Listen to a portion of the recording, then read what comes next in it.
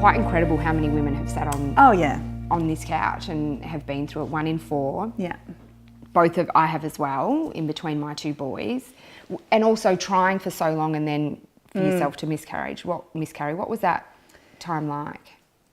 I mean, I think because at the time, I think we've been trying for 6 months and then I miscarried. And it's funny how the minute you fall pregnant, you're like, oh, thank God, everything's firing and everything works. And you change your life like that overnight. I can't eat this and I can't eat that. And I went to the supermarket and I bought all of the everything that you're meant to eat when you're pregnant, and all the organics and all the whatever, and the vitamins and the prenatals and the whatever.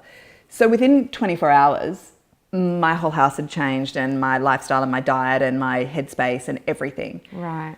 And I miscarried early. I was like 8 weeks or something. So it wasn't as terrible as what some women have when they're, it's later in the pregnancy, but it's still... Well, you're just watching that hope go... That's what it is. And thinking, it's the hope. I have to start again, and what if and why, and that's hard because you kind of almost go, I was on the road to something, like you have a due date and you have, plans in place, and you start getting excited and talking about names and how our life will change. Because it's all consuming. Yeah.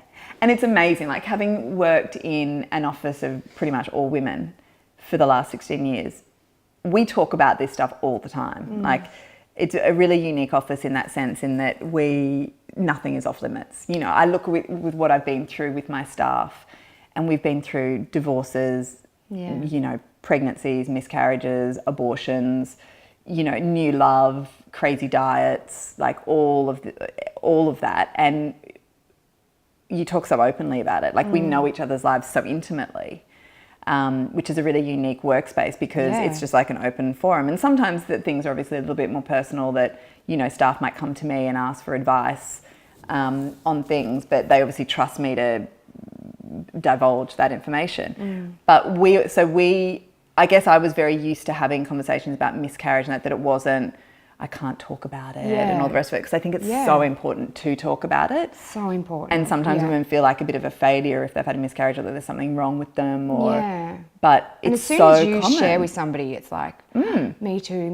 And I wrote the other day, I said, so many of us go through it, and everyone's like, your experience would be different to mine, and and everyone's is different, but it's almost an automatic connection when I know somebody's been through that too.